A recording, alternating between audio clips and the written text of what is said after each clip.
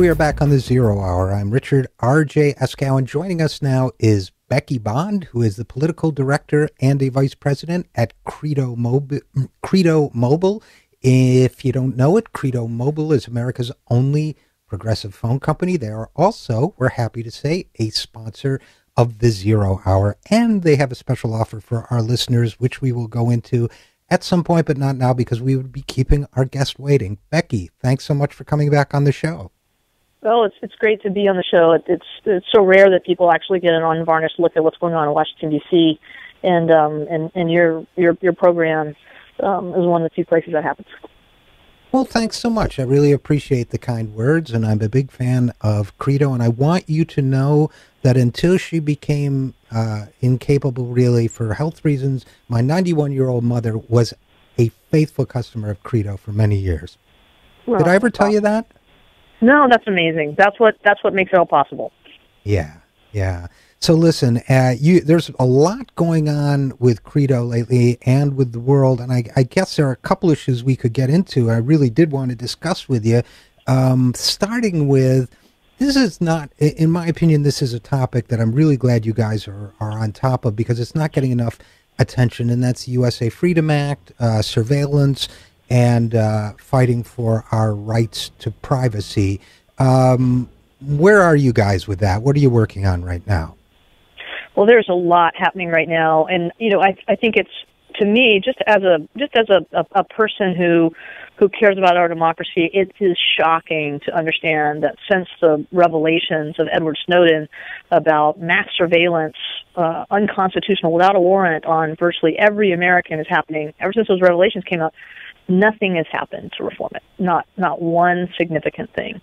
We're getting to this moment where a lot of the surveillance is done under Section 215 of the Patriot Act, and that section of the Patriot Act, which was passed in the wake of 9/11, is actually set to sunset on June 1st. So now all of a sudden there's a scramble for Congress they want to reauthorize this act so that they can continue giving the security agencies the ability to spy on Americans without a warrant, and so they're trying to push through some kind of sham reform bill that makes it look like they've responded to the Edward Snowden allegations, but really simply maintains the status quo and reauthorizes the Patriot Act at the same time. And then something shocking. So we're working towards that June 1st deadline, and CREDO and groups like Demand Progress and Fight for the Future has been working with a lot of other groups that we don't normally work with, like Ron Paul's Campaign for Liberty and the Republican the Liberty Caucus to push Congress to vote no on this fake reform, and then to allow the Patriot Act to sunset. But meanwhile, we got really surprising news today that the Second Circuit, the federal courts out of New York, ruled on a case where the ACLU had sued the Director of National Intelligence, James Clapper, and this court says very clearly that mass surveillance of virtually all Americans' telephone metadata is not legal under Section 215 of the Patriot Act. So this is sort of the first court ruling on mass surveillance, and it gives us an opportunity to get in there and actually seek real reform and see if we can actually do something about the mass spying on Americans accused of no crimes. Let me ask you a question. We're talking with Becky Bond, political director of CREDO Action, and one of the things that you hear on this topic, and I feel so strongly about it, I feel so passionately about it, but a lot of times what you hear back is, well, what difference does it make? They're listening to everything anyway, and I'm not doing anything wrong. Did you get that? And what do you say when people either in your professional life or maybe just in conversation say that to you? Well, I think a lot of people sometimes when they think about it, how does it affect me personally? They think, well, I'm not saying anything that there's anything wrong with, and so I don't need to be protected by the Fourth Amendment. And what we say, one of the things that we talk about a lot at CREDO is that this isn't just about the Fourth Amendment to the Constitution, which protects citizens against illegal search and seizure. It's really also about the First Amendment. And if you can't be protected against people eavesdropping on your conversations, collecting information about you without your consent. If you can't be protected from that kind of invasion of privacy that's illegal under the Constitution, then how can you speak free? How can you be guaranteed the right to speak freely?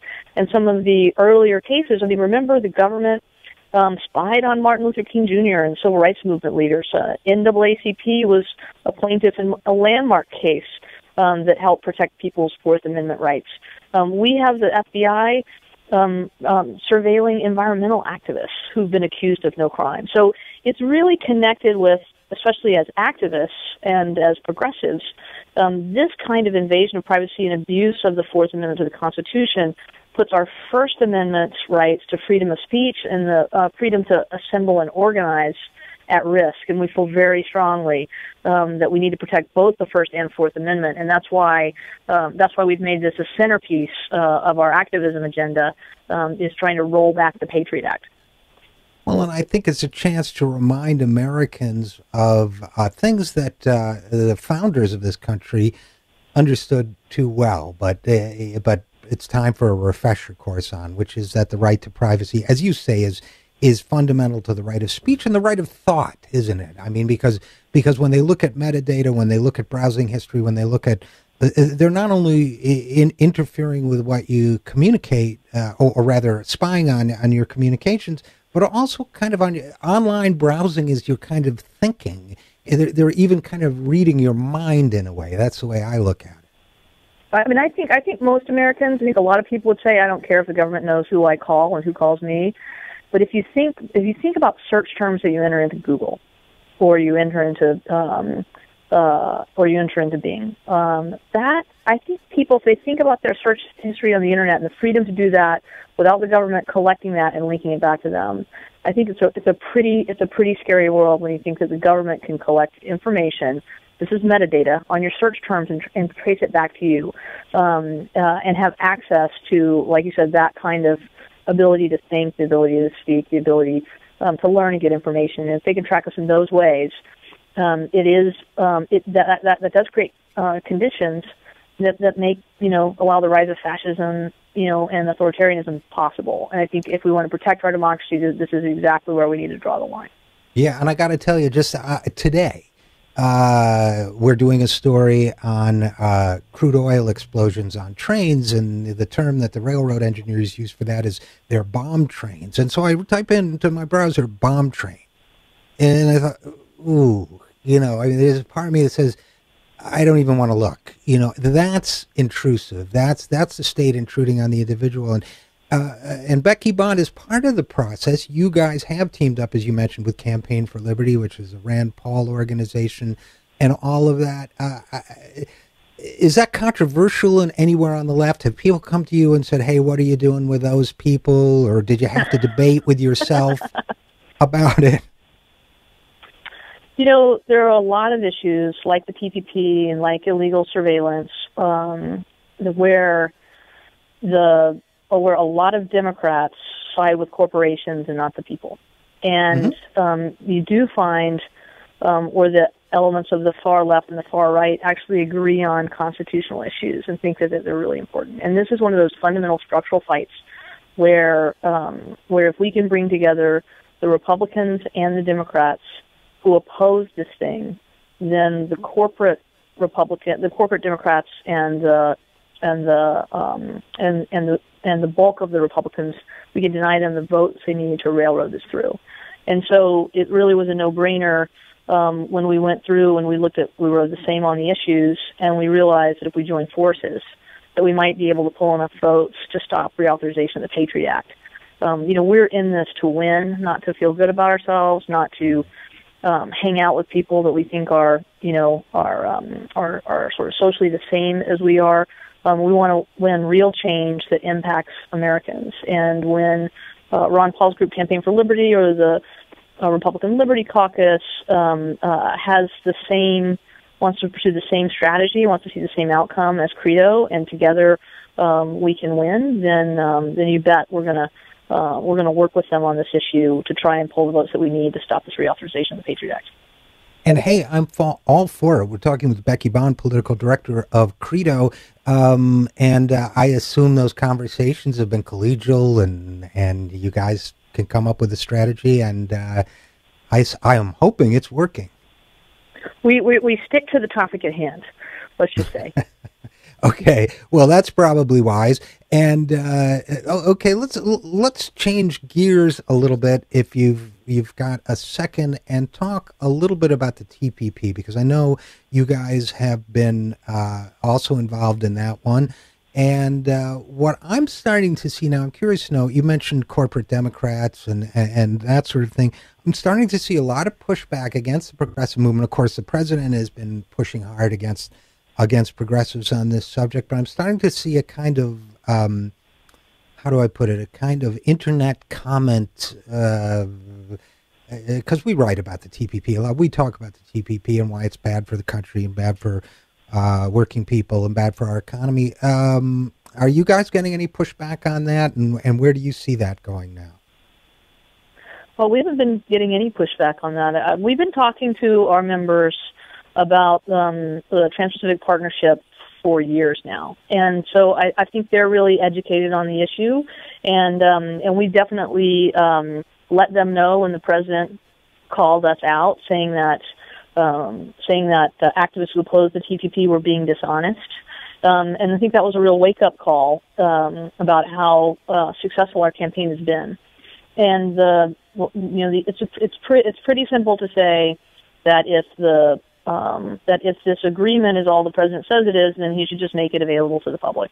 This is a secret agreement that we haven't seen. Even George Bush made trade agreements, was transparent around trade agreements when pursuing the fast track authority to ram it through. And I think that there's enormous pressure right now on Democrats, where the White House has signaled, every corporation, every corporate lobbyist that wants to see this passed, fast-track authority so they can ram through the TPP without discussion or amendment. Every lobbyist has got to be throwing everything he or she has at Democrats desperately trying to get the votes that the president needs to greenlight this trade agreement. And we're really confident that House Minority Leader Nancy Pelosi is going to do the right thing and hold together the Democratic votes we need in the House to stop fast-track authority. And at CREDO, we've had really the good fortune to work very closely with Lori Wallach, who runs Public Citizens Global Trade Watch program. And, speaking of Googling, just Google Lori Wallach and TPP, and she has been very clear on what's at stake and how to fight back on this issue. And we were very proud that CREDO customers in March generated nearly $60,000, and our members funded that project, that leadership of all the progressive groups fighting against the TPP under Lori Wallach. We were able to put money into that fight, as well as generating the tens of thousands of phone calls and the boots on the ground to tell Democrats to hold strong against this assault from the White House. Well, that's great. And before we go, Becky, I don't want to embarrass you, but I saw something in the Huffington Post, and I said to myself, hey, I know her. So how does it feel to be the subject of a laudatory profile in the Huffington Post, or anywhere, since I've never been one personally?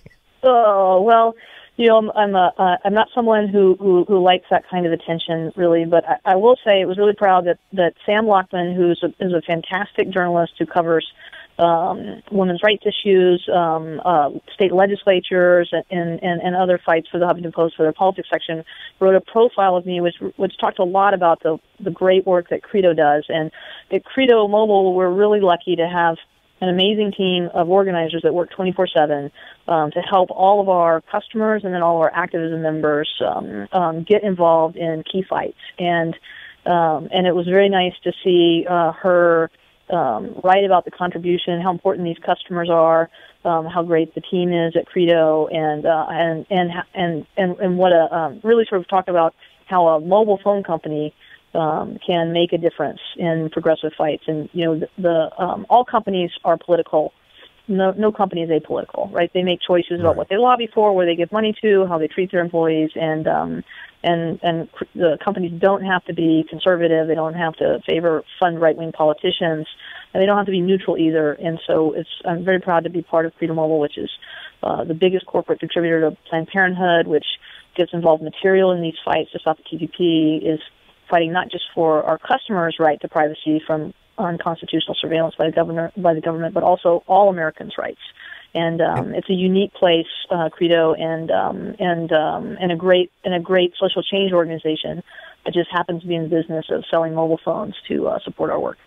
And by the way, if people do want to get a mobile phone, which I highly recommend through CREDO, they can go to credomobile.com/0 hour, and they would be helping the program as well. And is there any place they can go to get more information on the political work that's being done by CREDO? You can go to credoaction.com and find that, or just Google CREDO Action.